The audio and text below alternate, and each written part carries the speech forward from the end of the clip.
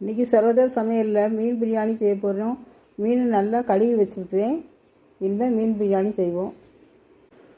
மீன் பிரியாணி செய்வதற்கு தேவையான பொருட்கள்: ஒரு 1/2 கிலோ வேளா மீன் நல்லா கழுவி வச்சுருக்கிறேன்.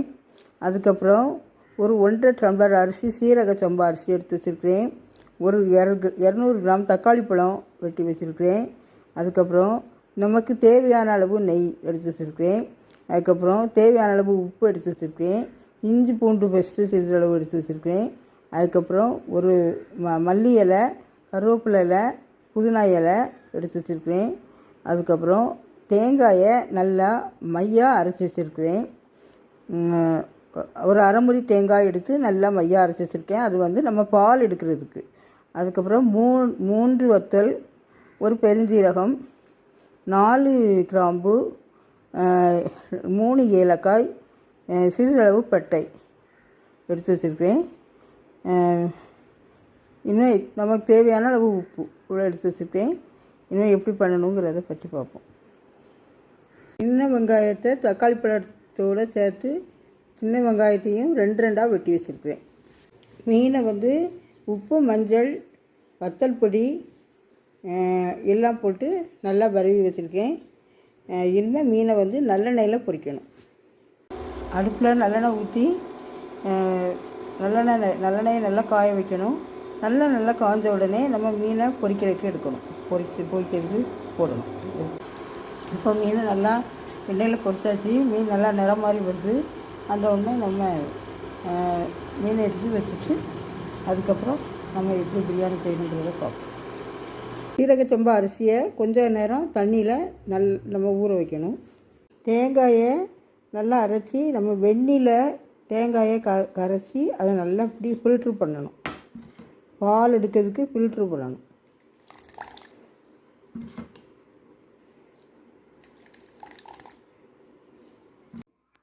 அடுப்பில் குக்கர் வச்சாச்சு. இனிமேல் நம்ம நெய்யை ஊற்றணும். தக்காளி பழம், வெங்காயம் போட்டாச்சு.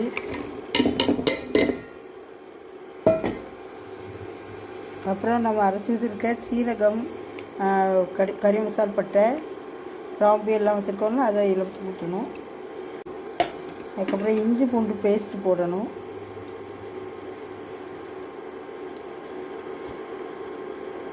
மல்லி இலை, புதினா, சிறிதளவு கருவேப்பிலை போட்டு எல்லாத்தையும் ஒரு கிண்டி கொடுக்கணும்.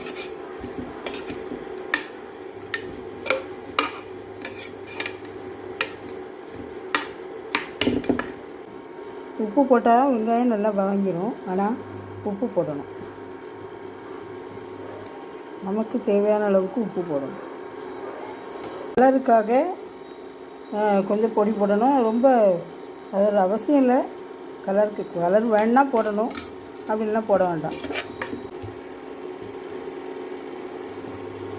நம்ம எடுத்து வச்சுருக்கோம் தேங்காய் பால் எடுத்து வச்சுருக்கோம்ல, அந்த தேங்காய் பாலை இதில் ஊற்றணும். 1 டம்ளர் ஊற்றியாச்சு.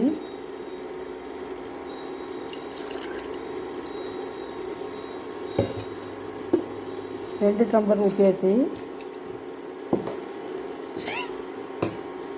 அதுக்கப்புறம் 2.5 டம்ளர், நான் 1 டம்ளர் அரிசி எடுத்து வச்சுருக்கேன். அதே டம்ளரில் 2 டம்ளர் தண்ணி ஊற்றிருக்கேன்.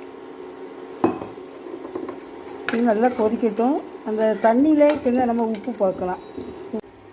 ஊற வச்சிருக்க அரிசி இதில் போட்டு நல்லா கிண்டணும். நம்ம கிண்டக்கூடிய நேரம் உப்பு பார்க்கணும்.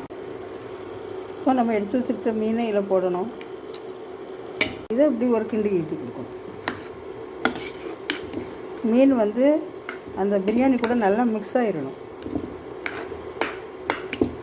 ஒரு கிண்டி கொடுத்து அதுக்கப்புறம் நம்ம குக்கரை மூடிடணும்.